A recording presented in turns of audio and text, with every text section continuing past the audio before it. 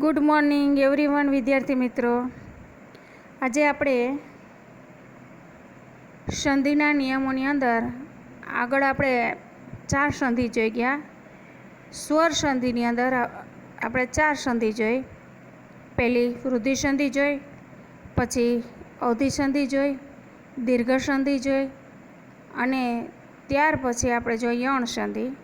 હવે આપણે જોશું અવધિ સંધિ. હવે અવધિ સંધિમાં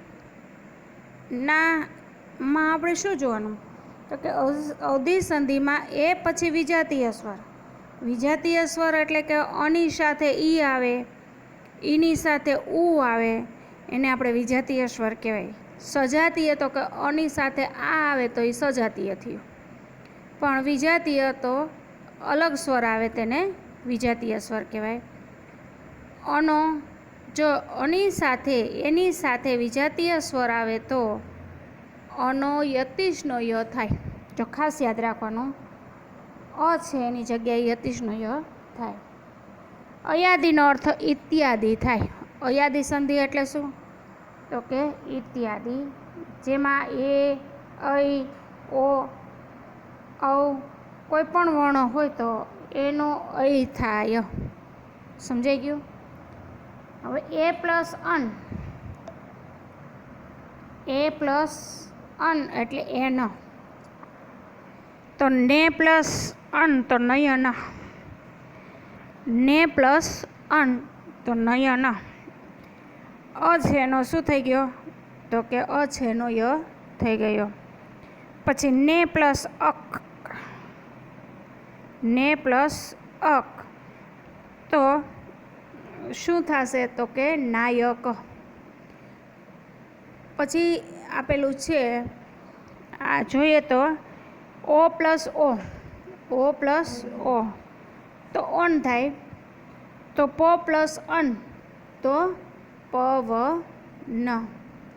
સમજાઈ ગયું દરેકને? ત્યાર પછી જોઈએ તો ઓ પ્લસ ઈ તો અવી. તો અહીંયા થશે ગો પ્લસ ઈસ તો ભવિષ્ય. ઓ પ્લસ ઈ તો આવી. તો નો પ્લસ ઈ તો નાવિક. ઓ પ્લસ ઉ તો આવું. તો એનું શું થશે? તો કે ભો પ્લસ ઉ તો ભાવુક. ઓ પ્લસ અ તો આવ. તો સામે શું થશે? તો કે પો પ્લસ અન તો પાવન. એવો અર્થ થાય. હવે પૂર્ણ સંધિ છે. હવે આપણને અવધિ સંધિ સમજાઈ ગયું કે જે સંધિની અંદર સ્વર અની જગ્યાએ કોઈ વિજાતીય સ્વર આવતો હોય તો અનો ય થાય. એટલે અવધિ સંધિ આપણે સમજી લીધી. હવે ત્યાર પછી છે પૂર્ણ સંધિ. તો પૂર્ણ સંધિ બોલવામાં શબ્દના ઉચ્ચારણમાં વ્યવસ્થિત કરી શકતા હોય તેવા સંધિના કોઈ પણ શબ્દને આપણે પૂર્ણરૂપ સંધિ કહી શકાય.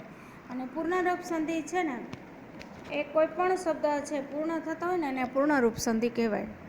એટલે એ પૂર્ણરૂપ સંધિ આપણે સમજવી જરૂરી નથી. હવે ત્યાર પછી જોઈએ તો પૂર્ણરૂપ સંધિ સમજ્યા પછી વ્યંજન સંધિ. હવે સ્વર સંધિના બધા 5 નિયમો આપણે જોઈ લીધા. 5 નિયમો આપણે સમજી લીધા. હવે પછી આવશે સ્વર સંધિ. આપણને સમજાઈ ગઈ કે સ્વર સંધિની અંદર શું આવે અને સ્વર સંધિના નિયમો આપણે યાદ રાખી લીધા. હવે આપણે વ્યંજન સંધિના નિયમો યાદ રાખવાના. વ્યંજન એટલે કે ક, ખ, ગ, ઘ એને આપણે વ્યંજનો કહીએ અને અ, આ, ઈ, ઉ એને આપણે સ્વર કહીએ. તો હવે વ્યંજન સંધિ સમજવા માટે આપણે શું કરવાનું?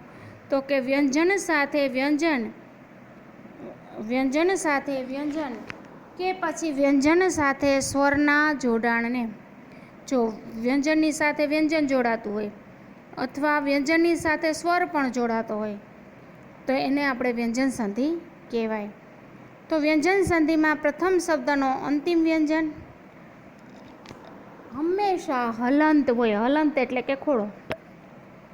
વ્યંજન સંધિની અંદર પ્રથમ શબ્દ છે એનો અંતિમ શબ્દ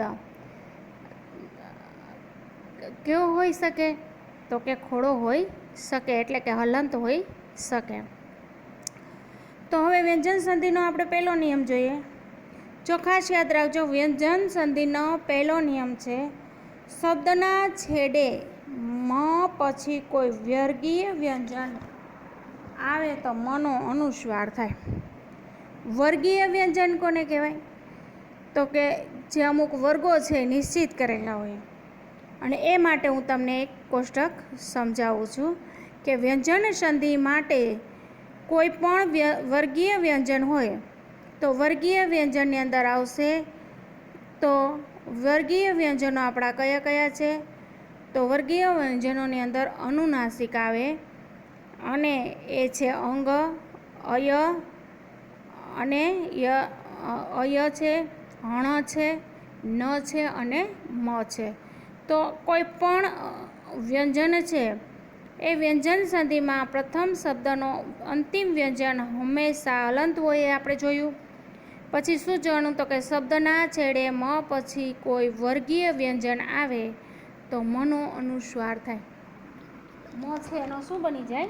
અનુસ્વાર. જો એ માટેનું એક દ્રષ્ટાંત છે, હું ખાસ સમજાવું. સમ પ્લસ મતિ. સમ પ્લસ મતિ. તો મ છે ને, મ વર્ગીય વ્યંજન છે, અનુનાસિક છે. મ કેવો છે? અનુનાસિક છે. તો શબ્દના છેડે સમ મ આવ્યો છે. શું આવ્યો છે? સમ. પહેલો શબ્દ છે સમ. તો મ છે એ શું છે? તો કે અનુનાસિક છે. એટલે કે મ છે પછી કોઈ વર્ગીય વ્યંજન આવતો તો મ વર્ગનો વર્ગીય વ્યંજન મ જ થાય ને. તો અહીંયા સમ, તો મ છે એનો લોપ થઈ જાય, એક મ છે એનો લોપ થઈ જશે અને અનુસ્વાર સની ઉપર અનુસ્વાર આવી જશે, એટલે કે સંમતિ થઈ જશે. એ માટે બીજું દ્રષ્ટાંત છે પરમ પ્લસ તુ. જુઓ, પરમ પ્લસ તુ. મ છે એ વર્ગીય વ્યંજન છે. મ છે એ શું છે? તો કે અનુનાસિક છે, એટલે કે વર્ગીય વ્યંજન છે. હવે વર્ગીય વ્યંજન પછી જુઓ, તમને મ વર્ગીય વ્યંજન છે, પછી તમને આપેલો છે પરમ વત્તા તુ. તુ આપેલો છે. તો તથદધ ન. તથદધ ન એ પણ વર્ગીય વ્યંજન છે, તથદધ ન. તો પણ ત્યાં શું થશે? તો કે પરંતુ બનશે. સમ પ્લસ ગતિ. જુઓ, સમ પ્લસ ગતિ આપેલું છે, તો ત્યાં પણ સમ પ્લસ ગતિ છે, વ્યંજન આવે તો મનો અનુસ્વાર. મ પછી વર્ગીય વ્યંજન આવ્યો છે ને, ગ. ગ છે એ શું છે? તો કે ક ખ ગ ઘ. ક ખ ગ ઘ કંઠ્ય ધ્વનિ છે ને, તો ગ આવેલો છે ને એની આગળ મ છે, તો સંગીત થઈ જશે. મ છે એનું શું થશે? અનુસ્વાર થઈ જશે. સમ પ્લસ લગ્ન. સમ પ્લસ લગ્ન આવેલું છે, તો કે યર લવ. યર લવ. મ પછી લ છે, માટે સંલગ્ન થઈ જશે. ખાસ યાદ રાખવાનું કે આ રીતે આપણે સંધિનો વિગ્રહ કરી શકીએ. હવે ત્યાર પછી જોઈએ તો બીજો નિયમ છે, શબ્દના છેડે મ પછી સ્વર આવે તો સ્વર મની સાથે ભળી જાય છે. હવે કોઈ પણ શબ્દ છે એને છેડે, એટલે કે પહેલો શબ્દ પૂર્ણ થાય ને એને છેડે જો મ આવતો હોય ને, અને પછી જો કોઈ સ્વર હોય, પછી કોઈ સ્વર હોય, સ્વર એટલે ક આ ઈ ઉ હોય, તો એને આપણે સ્વર કહીએ. તો મ પછી જો સ્વર હોય ને, તો મની સાથે શું ભળી જાય? તો કે સ્વર ભળી જાય છે. એટલે કે મ હલંત હોય તો પૂર્ણ મ થઈ જાય. મ હલંત આપેલો છે. જો અહીંયા તમને એક ઉદાહરણ દ્રષ્ટાંત આપ્યું છે, સમ પ્લસ ઈક્ષા આપેલું છે. જુઓ છે, તો સમ પ્લસ ઈક્ષા છે, બરોબર છે. તો મ છે એ હલંત છે. જુઓ, મ છે એ શું છે? તો કે હલંત છે. હવે મ હલંત છે તો આપણે શું કરવાનું? પાછળનો શબ્દ જો મ પછીનો શબ્દ શું છે? સ્વર છે, ઈ છે. જુઓ, મ પછી સ્વર આવેલો છે ઈ, તો ત્યાં શું થઈ જશે? સમ પ્લસ ઈક્ષા છે, તો મ છે એ મ હલંતમાંથી આખો મ બની ગયો, એટલે મની અંદર ઈ સમાઈ ગયો, એટલે મની પાછળ ઈનું ઉચ્ચારણ થયું, એટલે મી થઈ ગયો. એટલે સમીક્ષા બની ગયું. ખાસ યાદ રાખવાનું, સમ પ્લસ ઈક્ષા છે તો મની અંદર ઈ ભળી જતા, મની અંદર ઈ ભળી જતા ઈ છે એ અંદર સમાઈ ગયો એટલે મી થઈ ગયો, એટલે એનું બની ગયું સમીક્ષા. પછી છે સમ પ્લસ રુદ્ધ. સમ પ્લસ રુદ્ધ છે તો સમ પછી રૂ છે, રૂ છે એ પણ સ્વર છે તો રૂ છે એ મમાં સમાઈ ગયો તો સમૃદ્ધ થઈ ગયું, મૃ થઈ ગયું. કારણ કે મ છે એની અંદર રૂ સમાઈ ગયો એટલે મૃ થઈ ગયું. સમજાઈ ગયું. પછીનું છે પ્લસ અધિકાર, અમ પ્લસ અધિકાર. હવે મ પછી છે તો અમાધિકાર થઈ ગયું. છે એ મની અંદર સમાઈ ગયો એટલે અમાધિકાર બની ગયું. સમ પ્લસ અક્ષ છે તો છે એ મમાં સમાઈ ગયો એટલે સમક્ષ મ આખો થઈ ગયો. સમ પ્લસ અન્વિત તો છે એ મમાં સમાઈ ગયો તો સમાન્વિત બની ગયું, મ આખો બની ગયો. હવે આપણને આ નિયમ પણ સમજાઈ ગયો કે શબ્દને છેડે મ પછી સ્વર આવે તો સ્વર મની સાથે ભળી જાય છે, એટલે કે મ હલંતમાંથી પૂર્ણ થઈ જાય છે. હવે આ નિયમ આપણને દરેકને 2 નિયમો સમજાઈ ગયા વ્યંજન સંધિના. હવે ત્રીજો નિયમ આપણે જોઈશું. શબ્દના છેડે ન પછી સ્વર આવે તો સ્વર ન છે નમાં ભળી જાય છે. જો અહીંયા દ્રષ્ટાંત છે, શબ્દના છેડે ન પછી સ્વર આવે ને તો પણ સ્વર છે નમાં ભળી જાય છે, એટલે કે આખો ન થઈ જાય છે. જેમ આપણે મનો નિયમ જોઈએ ને એ રીતે નનો નિયમ પણ છે. તો અહીંયા આપેલું છે અનઅભ્યાસ. જુઓ, અનઅભ્યાસ આપેલું છે ને તો નની અંદર અસમાઈ ગયો, કારણ કે શું છે? સ્વર છે. તો નની અંદર અસમાઈ જતાં અનભ્યાસ થઈ ગયું, અનભ્યાસ થઈ ગયું. છે એ નમાં સમાઈ ગયો. પછી છે અનઅભ. અનઅભ તો અનભ્ર થઈ જશે. શા માટે? તો કે નની અંદર સમાઈ જાય છે. તો આ 3 નિયમો આપણે જોયા. બીજો નિયમ સમજે એટલે આપણને ત્રીજો નિયમ સરળ લાગશે, કારણ કે બીજા નિયમ જેવો જ ત્રીજો નિયમ છે, ખાલી શબ્દનો જ તફાવત છે. મની જગ્યાએ અહીંયા ન છે. ત્યાર પછી જોઈએ તો ચોથો નિયમ. અઘોષ વ્યંજન પછી સ્વર અથવા અનુનાસિક સિવાયનો ઘોષ વ્યંજન. જો અઘોષ વ્યંજન પછી સ્વર અથવા અનુનાસિક સિવાયનો ઘોષ વ્યંજન આવે તો અઘોષ વ્યંજનના વર્ગનો ત્રીજો વ્યંજન મુકાય. હવે આ સમજવા માટે આપણે કોષ્ટક સમજવું જરૂરી છે. તો આપણે જોઈએ કોષ્ટકની અંદર અઘોષ વ્યંજન કયા કયા છે અને ઘોષ વ્યંજન કયા કયા છે. તો અઘોષ વ્યંજનની અંદર આવશે ક, ખ, ચ, છ, ટ, ઠ, ત, થ, પ, ફ. આ બધા શું છે? અઘોષ વ્યંજન છે. ટૂંકમાં કચ, ટ, ત, પ, ખ, છ, ઠ, થ, ફ. ટૂંકમાં આ રીતે યાદ રાખી શકાય. કચ, ટ, ત, પ, ખ, છ, ઠ, થ, ફ.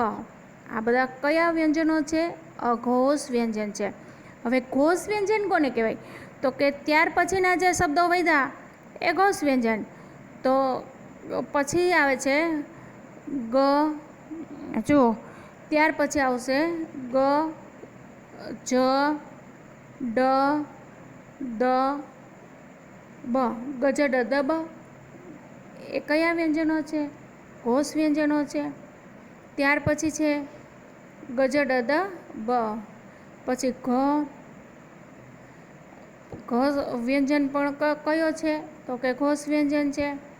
ત્યાર પછી ગજ, ડ, દ, બ જોયું. ત્યાર પછી આપણે જોઈશું કે કોઈ પણ વ્યંજન છે ઘોષ વ્યંજન પછી ઘ, ઝ, ઢ, ધ, ભ. પછી આવશે ઘ, ઘરનો ઘ આવશે. પછી ઝબલાનો ઝ આવશે. પછી ઢ, ઢગલાનો ધ, ધ, ધજાનો ધ અને ભ, ભમેડાનો ભ. તો ઘ, ઝ, ઢ, ધ, ભ. હવે આપણને અઘોષ વ્યંજન કોને કહેવાય? તો કે કખ, ચ છ, ટ ઠ, ત થ અને પ ફ. શોર્ટમાં યાદ રાખવું હોય તો ક ચ ટ ત પ, ખ છ ઠ થ ફ એક અઘોષ વ્યંજન છે. અને ઘોષ વ્યંજન યાદ રાખવા હોય તો ગ જ ડ દ ભ, ગ જ ડ દ બ અને ઘ જ ઢ ધ ભ. આ રીતે આપણે ઘોષ વ્યંજન અને અઘોષ વ્યંજન યાદ રાખી શકીએ. આ કોષ્ટક પ્રમાણે આપણે આ રીતે યાદ રાખવાના રહે. તો અઘોષ વ્યંજન પછી સ્વર અથવા અનુનાસિક સિવાયનો કોઈ ઘોષ વ્યંજન આવે. હવે જો અઘોષ વ્યંજન કયા કયા છે તો આપણને ખ્યાલ આવી ગયો. અઘોષ વ્યંજન પછી જો એક ઉદ્રષ્ટાંત અહીંયા આપેલું છે, વાક બાણો. તો ક છે એ શું છે તો કે અઘોષ વ્યંજન છે. ક છે તે અઘોષ વ્યંજન છે. અને બ છે એ શું છે તો કે ઘોષ વ્યંજન છે. તો અનુનાસિક સિવાયનો કોઈ વ્યંજન આવે તો એટલે અનુનાસિક તો યાદ રાખવાના જ નહીં. અંગ, ય, હણ, ન અને મ આ બધા અનુનાસિક છે, એ યાદ રાખવાના નથી. અનુનાસિક સિવાયનો કોઈ વ્યંજન આવે તો એટલે જુઓ, અનુનાસિક સિવાયનું વ્યંજન બ છે એટલે એ અનુનાસિક નથી. બ છે એ ઘોષ વ્યંજન છે, બ છે એ અનુનાસિક છે નહીં. માટે શું કરવાનું તો કે બ વાક પ્લસ બાણ. તો તે સિવાયનો જો ઘોષ વ્યંજન આવે ને તો શું કરવાનું, અઘોષ વ્યંજનનો વર્ગનો ત્રીજો વ્યંજન મુકાય. હવે અઘોષ વ્યંજન છે એના વર્ગનો ત્રીજો વ્યંજન મુકાય તો અઘોષ વ્યંજન છે એના વર્ગનો ત્રીજો વ્યંજન થાય ક ખ ગ. ક ખ ગ ઘ. આ અઘોષ વ્યંજનના વર્ગો છે. તો ક વર્ગનો અઘોષ વ્યંજનનો ત્રીજો વર્ગ ગ થાય. ક વર્ગનો અઘોષ વ્યંજનનો વર્ગ ગ થાય. તો ત્યાં કની જગ્યાએ ગ મુકાય. સમજાઈ ગયું?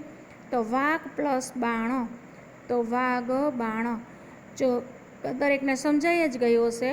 અઘોષ વ્યંજન પછી જો ખાસ યાદ રાખવાનું કે અઘોષ વ્યંજન પછી સ્વર અથવા અનુનાસિક સિવાયનો કોઈ વ્યંજન આવે તો ખાસ એ જોવાનું. શું તો કે પહેલાં અઘોષ વ્યંજન જોવાનું. તો અઘોષ વ્યંજન ક છે, હવે સ્વર છે નહીં, અનુનાસિક છે નહીં, તો એ સિવાયનો ઘોષ વ્યંજન બ છે. બ છે એ શું છે તો કે ઘોષ વ્યંજન છે. તો અઘોષ વ્યંજન જે વર્ગનો છે તો ક વર્ગનો છે ને અઘોષ વ્યંજન ક ચ ટ ત પ મેં કહ્યું ને, તો ક વર્ગનો અઘોષ વ્યંજન છે. તો એ જ વર્ગનો ત્રીજો વ્યંજન કયો છે તો ક ખ અને ગ. ત્રીજો વ્યંજન ગ થાય. તો ત્યાં કની જગ્યાએ ગ મુકાય. સમજાઈ ગયું? તો વાક પ્લસ બાણ તો વાગ બાણ થાય. પછી છે ચિત્ત પ્લસ આનંદ. ચિત્ત પ્લસ આનંદ. હવે જુઓ અહીંયા ત છે. ત છે એ શું છે તો કે અઘોષ વ્યંજન છે. ત છે એ અઘોષ વ્યંજન છે. અને ત્યાર પછી જુઓ આનંદ છે. તો અહીંયા શું થશે, તની જગ્યાએ શું મુકાશે, ખાસ યાદ રાખવાનું. તની જગ્યાએ આપણે દ મૂકવાનો રહેશે. ત થ દ. ત્રીજો શબ્દ કયો થયો ત થ દ ધ ન. ત થ દ ધ ન. આ વર્ગો છે. ક ચ ટ ત જોયો તો તના વર્ણો કયા છે તો કે ત થ દ ધ ન. ન છે એ અનુનાસિક છે એટલે ત થ દ ધ. તો ત્રીજો વર્ણ દ થાય. તો ત્યાં ચિદાનંદ લખાય. પછી સતભાવના છે. જુઓ સતભાવના. હવે ત છે ત્યાં પણ ત આપેલો છે. પાછળનો શબ્દ ત છે એ અઘોષ વ્યંજન છે. ભ છે એ ઘોષ વ્યંજન છે. ભ છે એ ઘોષ વ્યંજન છે. તો ત પછીનો ત્રીજો વર્ણ દ થાય. તો ત્યાં દ મૂકવાનું. સદભાવના ત થ દ. હવે તો ખ્યાલ આવી ગયો. એવું જ ઉદાહરણ બીજું છે. તો પછી છે અવદુર્ગ. જુઓ અપદુર્ગ છે. તો પ ફ અને બ. પ છે એ અઘોષ વ્યંજન છે. તો ઘોષ વ્યંજનની અંદર આપણે જોઈએ તો દ છે એ ઘોષ વ્યંજન છે. દ છે એ શું છે તો કે ઘોષ વ્યંજન છે. તો પ છે એ અઘોષ વ્યંજન છે, તો પની જગ્યાએ પ વર્ગનો પ ફ બ બ ત્રીજો વર્ગ થયો એટલે પની જગ્યાએ બ મુકાય. હવે સમજાઈ ગયો હશે આ નિયમ દરેકને. ક છે તો ઘોષ વ્યંજન છે, તેમના પછી બ હોય તો ઘોષ વ્યંજન આવેલ છે, તો ક વર્ગનો ત્રીજો વર્ણ શું થાય? તો એ માટે આપણે કોષ્ટક પાકો કરવો જરૂરી છે. ચાલો 4 નિયમો દરેકને સમજાઈ ગયા હશે. હવે ત્યાર પછી આપણે આ કોષ્ટક છે એ જોઈ લઈએ. તો કોષ્ટકની અંદર જુઓ તમને ક ચ ટ ત પ. ક એટલે કંઠ્ય, ચ એટલે તાલવ્ય, ટ એટલે મૂર્ધન્ય, ત એટલે દંત્ય અને પ એટલે ઓષ્ઠ્ય. આ વર્ગો છે, પ્રકાર છે એના. હવે શોર્ટમાં અઘોષ વ્યંજન મેં તમને સમજાવ્યા કે શોર્ટમાં અઘોષ વ્યંજન આ રીતે યાદ રાખી શકાય. કચટ ત પ, પછી ગ, પછી ખ છ ઠ થ ફ, ખછઠ થ પ. આ રીતે આપણે અઘોષ વ્યંજનને યાદ રાખી શકીએ. ત્યાર પછી છે ગ જ ડ ધ બ, ગ જ ડ ધ બ અને ત્યાર પછી આપણે યાદ રાખી શકીએ તો ઘ પછીના જે વર્ણો છે તો ઘ, ઝ, ઢ, ધ, ભ, ગઝ ઢ ધ ભ. આ રીતે આપણે અઘોષ વ્યંજન અને ઘોષ વ્યંજનને યાદ રાખી શકીએ. અને વર્ગીય વ્યંજનની અંદર વર્ગીય વ્યંજનો જો પૂછવામાં આવે તો વર્ગીય વ્યંજનો અનુનાસિક આવે. તો અનુનાસિકની અંદર આપણને ખાસ ખ્યાલ આવવો જોઈએ કે 5 અનુનાસિકો છે. પેલું અંગ, પછી ય, પછી હણ, ન અને મ. આટલા અનુનાસિકો છે. ત્યાર પછી ઉષ્માક્ષર પૂછવામાં આવે તો ઉષ્માક્ષરની અંદર 3 સ આવશે. શરણાઈનો સ, ષટકોણનો સ અને સસલીનો સ. ત્યાર પછી આપણને પૂછવામાં આવે કે અંતસ્થ વ્યંજન ક્યાં ક્યાં છે? તો અંતસ્થ વ્યંજન યરલવ છે અને મહાપ્રાણ હ એક છે. તો મહાપ્રાણની અંદર હ આવશે. એટલા માટે આ રીતે આપણે કોષ્ટક પાકો કરવો ખાસ જરૂરી છે. હવે ત્યાર પછી 5મો નિયમ જોઈએ. ઘોષ વ્યંજન પછી અઘોષ વ્યંજન આવે તો પ્રથમ વર્ગનો અઘોષ વ્યંજન મુકાય. જો ખાસ યાદ રાખવાનો, આ નિયમ થોડોક અટપટો છે સમજવામાં, પણ સમજવો ખાસ જરૂરી છે. ઘોષ વ્યંજન પછી અઘોષ વ્યંજન આવે તો, હવે ઘોષ વ્યંજન તો આપણે બધા ભણી લીધા, આપણને ખ્યાલ આવી ગયો કે કોને ઘોષ વ્યંજન કહેવાય અને કોને અઘોષ વ્યંજન કહેવાય. તો અઘોષ વ્યંજન આવે તો પ્રથમ વર્ગનો અઘોષ વ્યંજન મુકાય. સમજાઈ ગયું? હવે જો અહીંયા ઉત્થાન આપેલું છે, જો અહીંયા ઉત્થાન આપેલું છે તો અહીં દ છે એ ઘોષ વ્યંજન છે. દ છે ઉદ થાન, તો દ છે એ શું છે? ઘોષ વ્યંજન છે. અહીં થ અઘોષ વ્યંજન છે. થ છે એ શું છે? અઘોષ વ્યંજન. તો આપણને શું કહેવામાં આવે છે કે અઘોષ વ્યંજન પછી ઘોષ વ્યંજન પછી જો અઘોષ વ્યંજન આવે તો થ છે એ અઘોષ વ્યંજન થયો, બરાબર છે. તો પ્રથમ વર્ગનો અઘોષ વ્યંજન ત થાય. પ્રથમ વર્ગનો અઘોષ વ્યંજન શું આવશે? ત આવશે. તો ત્યાં શું મૂકવાનું? તો કે ત થ દ ધ. હવે જો દ છે, દનો પહેલો શબ્દ કયો થશે? દ વર્ગ જેમ આવ્યો છે ત થ દ ધ, ત થ દ ધ.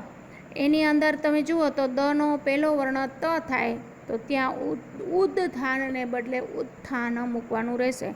ચાલો દરેકને સમજાઈ ગયું? પેલું છે ઘોષ વ્યંજન પછી અઘોષ વ્યંજન આવે તો, બરાબર છે. તો ઘોષ વ્યંજન આપણને કયો આપ્યો છે? તો કે દ આપ્યો છે. દ પછી અઘોષ વ્યંજન થ છે.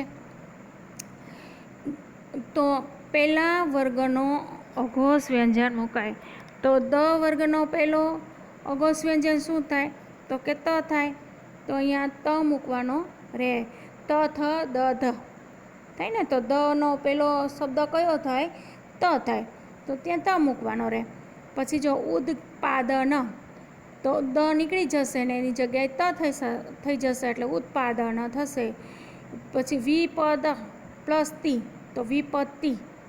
પછી સત પ્લસ કાર્ય તો સત્કાર્ય, દ નીકળી જશે, એની જગ્યાએ ધ આવશે. હવે તો દરેકને સમજાઈ ગયું હશે. પછી ના નિયમો છે એ આપણે આગળ લેક્ચરમાં જોશું. આ 5 જે નિયમો આપણે વ્યંજન વર્ણના જોયા તે હોમવર્કમાં, અને આપણે જે અયાદી સંધિ જોઈ તે પણ હોમવર્કની અંદર લખવાની. તો વ્યંજન સંધિના આપણે 5 નિયમો જોયા. પછીના નિયમો આપણે નેક્સ્ટ લેક્ચરની અંદર જોઈશું.